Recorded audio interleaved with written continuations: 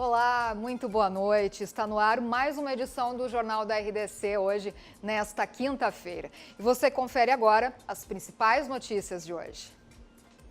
Passagem de ônibus vai ficar mais cara na capital e os motoristas voltam a pagar pedágio na Freeway. Polícia Civil prende suspeitos de sequestrar família em Porto Alegre. Novo presidente do Banrisul promete reforçar as operações mais rentáveis do banco. E mais as notícias da dupla Grenal e a previsão do tempo para amanhã. Fique conosco, o Rio Grande se conecta aqui.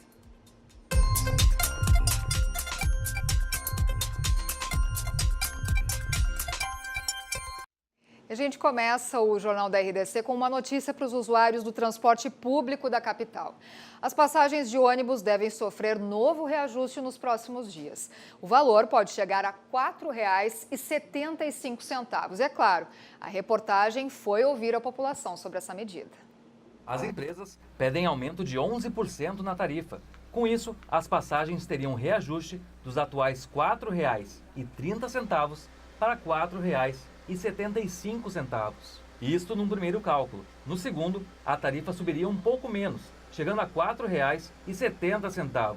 Tudo por conta do fim do direito de idosos com menos de 65 anos a terem isenção. Como o cálculo do valor é feito com base nos últimos 12 meses, a retirada do benefício só seria avaliada a partir de 2020. Porém, as empresas de ônibus haviam se comprometido a reduzir automaticamente os valores se os projetos enviados para a Câmara de Vereadores em 2017 começassem a ser aprovados no ano passado. O que tem acontecido? A partir de agora, o Conselho Municipal de Transportes Urbanos tem 7 dias para refazer os cálculos e ver se aprova ou não a tarifa. Depois, o valor é enviado para a sanção do prefeito Nelson Marquesan. Apesar de ainda não ter o cálculo final, os passageiros já não gostaram da notícia. Não era barata, né? Aí vai ficar mais alto ainda. Acho que está bem complicado, né, para a população, para nós. Se melhorassem os transportes, que sempre a gente fala sempre isso, se eles melhorassem, mas não melhora. Se fosse isso, colocassem ar-condicionado, acho que ok. Mas se não fizer isso, só aumentar, acho que não está valendo não. Eu acho que é um aumento muito grande para um benefício que não se tem, né? Os ônibus geralmente sucateados, não tem tanta manutenção. Então acho que é um roubo. Poderia ser a gente ter mais benefícios para poder usufruir. A empresa pública de transporte e circulação lembra que ainda há projetos de lei que aguardam votação e podem reduzir ainda mais os preços. E recomeça à meia-noite desta sexta-feira a cobrança de pedágios em 2 praças da Freeway. Na Praça de Gravataí, a cobrança será de R$ 4,40 nos 2 sentidos. Já na de Santo Antônio da Patrulha, o valor será de R$ 8,80, mas apenas no sentido capital-litoral. O retorno é gratuito. A concessionária CCR Via Sul assumiu 7 praças de pedágio nas BR 101, 386, 4... Hoje, o governador Eduardo Leite anunciou o novo presidente do Banrisul. O economista Cláudio Coutinho assume com a missão de reforçar as operações mais rentáveis do banco, como a do varejo e de cartões de crédito. O anúncio foi feito nesta quinta-feira pelo governador do estado, Eduardo Leite, que destacou a importância do Banrisul para a economia gaúcha. Leva em consideração a necessidade de sustentabilidade do negócio, né? Tudo que é envolvido do ponto de vista dos riscos que tem que ser analisados no mercado. O banco precisa ter uma gestão que lhe dê competitividade. A nomeação de Cláudio Coutinho como novo presidente do Banrisul aconteceu no Palácio Piratini. O economista e engenheiro civil atuava recentemente como diretor das áreas de crédito e financeira internacional do BNDES. Em sua primeira fala como presidente do Banrisul, Cláudio Coutinho adiantou que os setores do financiamento, apoio a exportações e também do agronegócio terão uma atenção especial daqui para frente. Trazer mais foco para algumas áreas que o banco já atua, mas não como imaginamos que seria mais apropriado para o desenvolvimento do Rio Grande do Sul. 3 áreas o banco já atua, mas certamente poderá ter uma expressão muito maior e, de certa forma, ajudar o desenvolvimento do Estado do Rio Grande do Sul, levando ele a ter um crescimento maior do que tem tido até o momento. A partir de amanhã, as emergências do Hospital de Clínicas de Porto Alegre vão fechar por 20 dias. Quase 2.000 pessoas devem ser atingidas pela interrupção dos serviços. Neste período, o espaço vai passar por manutenção. A emergência adulto realiza, em média, 60 novos atendimentos por dia. Já na ala pediátrica, o número é um pouco menor, 32. Durante o período de fechamento, será feita uma limpeza nos dutos de ar-condicionado que acumulam fungos e bactérias e outros serviços exigidos legalmente pela vigilância sanitária para garantir a segurança dos pacientes e profissionais do hospital. Ao longo de 20 dias, a população deve procurar outros serviços da rede. A Secretaria Municipal da Saúde orienta que as pessoas com casos menos graves procurem o posto de saúde da região, já que a prioridade das emergências é atender os casos mais urgentes. A ala reabre no dia 6 de março. E agora a gente vai à previsão do tempo. Os estados do sul do país têm novamente risco de temporais como um todo para amanhã, o que deve se estender no fim de semana. Dessa vez, o motivo é uma grande e forte área de baixa pressão atmosférica que avança do Uruguai e do leste da Argentina aqui para o Brasil. Vamos ver então como é que fica o tempo nas diferentes regiões aqui do Rio Grande do Sul. Região metropolitana, 18 graus deve ser a mínima e as máximas não passam dos 25 graus por causa da chuva que deve chegar por lá nessa sexta-feira. Em Erechim, 14 graus de mínima e as máximas não passam dos 21, temperaturas bem amenas. Assim como na Serra Gaúcha, que tem a mesma média de temperaturas e também vai registrar instabilidade. Em Rio Grande, no sul do estado, mínima de 17 graus e as máximas chegam aos 23, também com tempo instável. Já na fronteira oeste, em Uruguaiana, teremos mínimas de 17 graus e as máximas chegam aos 28 também, com previsão de pancadas de chuva. E você vê depois do intervalo a prisão de 2 homens que sequestraram uma família em Porto Alegre. Nós já voltamos.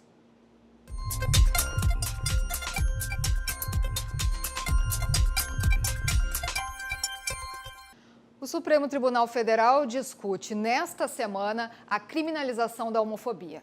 No segundo dia de sessão, o relator Celso de Mello não concluiu o seu voto. Os trabalhos serão retomados na próxima quarta-feira. Na quarta-feira, teve o início do julgamento, que aponta a demora e omissão do Congresso em legislar sobre o tema. Os ministros Celso de Mello e Edson Fachin, relatores dos 2 processos, fizeram a leitura dos relatórios. A ação da Associação Brasileira de Gays, Lésbicas e Transgêneros chegou ao Supremo em 2012 e a do Partido Popular Socialista em 2013.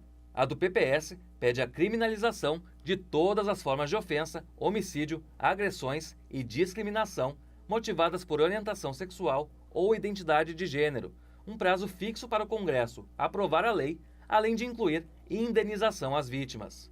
Já a da associação reivindica a inclusão da homofobia e da transfobia como crime de racismo até que o Legislativo se pronuncie sobre o tema. A Constituição exige a criminalização do racismo, da violência doméstica, para quê? Para proteger os grupos raciais minoritários, a mulher. Então, entendendo que a Constituição exige a criminalização da homotransfobia, ela o faz para proteger a população LGBTI em seus direitos fundamentais. A Advocacia Geral da União afirma que cabe aos parlamentares discutirem o assunto e que a Constituição não exige lei para criminalizar a homotransfobia. Inexiste qualquer comando constitucional expresso que exija tal tipificação criminal específica. Já existe tipificação penal para tutelar os bens jurídicos em debate. O advogado do Senado ressaltou que há projetos em tramitação e é preciso preservar a independência do Congresso. Não há que se falar em omissão do Senado Federal em discutir a matéria, especialmente porque não há norma penal em vigor, porque há a norma penal em vigor, que é o Código Penal, que já pune fatos discutidos, e o que se pretende aqui é o aperfeiçoamento da legislação penal. Os textos dos relatores somam em torno de 100 páginas. A expectativa é que haja mais uma sessão por conta da falta de tempo hábil para cada ministro apresentar seus votos. A Polícia Civil prendeu na região metropolitana 2 homens envolvidos num sequestro a uma família no final de janeiro. Entre os materiais apreendidos, os agentes encontraram roupas imitando uniforme policial. Na operação, a polícia apreendeu bens das vítimas. Também foram apreendidas armas, munições, lacres plásticos usados para amarrar mãos e pés das vítimas. A Operação Arrieta apurou estes materiais do sequestro registrado no dia 28 de janeiro na capital, em que uma vítima de 30 anos ficou 18 horas nas mãos dos criminosos. A busca que cumprida hoje era justamente se recuperar os objetos subtraídos quando da prática do crime de extorsão mediante sequestro, especialmente quando, do momento em que a vítima foi privada ali da liberdade na própria residência dela, né? Um dos locais em que houve a ida dos criminosos, né? E nesse contexto vários objetos foram subtraídos, dentre eles o que a gente vem observando aqui, esse violão, né? Que já estava descrito ali na ocorrência, um computador, caixas de telefones, enfim, todos esses objetos, em princípio, subtraídos ali realmente da vítima de sequestro. O que é importante também destacar, o que já era descoberto na investigação, através até de informações que a própria SUSEP nos repassou, que repassou a Polícia Civil, foi feito justamente um trabalho em conjunto com eles, era de que o alvo aqui, que é o Arrieta, ele ocultava os sinais da tornozeleira dele, muito provavelmente comumente com papel alumínio, e é o que a gente encontrou do lado da cama dele, né? Vários papéis no formato ali do tornozelo, enfim, no formato da própria tornozeleira eletrônica, que se confirma a suspeita, né, de que realmente ele estava dolosamente bloqueando os sinais. Isso ele o fez quando da prática do crime de extorsão mediante sequestro, né, quando ele bloqueou os sinais no momento em que ele escolheu ali para ligar para as vítimas e extorquir os R$300 mil que exigia a atitude de libertação da vítima de sequestro. Até agora, 2 pessoas já foram presas temporariamente e 4 mandados de busca e apreensão foram cumpridos nas cidades de Esteio, Sapucaia, São Leopoldo e Portão. Mais de 15 viaturas e 40 policiais foram mobilizados para a operação. Uma força-tarefa da Polícia Civil prendeu 68 pessoas na região metropolitana de Porto Alegre. Eles estão envolvidos em diversos crimes que vão desde tráfico de drogas até violência doméstica. Durante a operação, 68 pessoas foram presas, envolvendo crimes contra a vida, patrimônio, violência doméstica e tráfico de drogas. A investigação aconteceu em cidades da região metropolitana de Porto Alegre, como Cachoeirinha e Gravataí. Armas de fogo, maconha, cocaína, crack, êxtase, 4 veículos e 7 adolescentes também foram apreendidos. E o Grêmio está sem Renato Portaluppi. É porque o técnico está no Rio de Janeiro para um curso da CBF. Quem dirige o time no próximo jogo do Tricolor contra o Brasil de Pelotas será o auxiliar Vitor Hugo Signorelli. As informações com Pedro Oliveira. Sem Renato, o Grêmio se prepara para o jogo de domingo contra o Brasil de Pelotas, com atividade na tarde desta quinta-feira no CT Presidente Luiz Carvalho.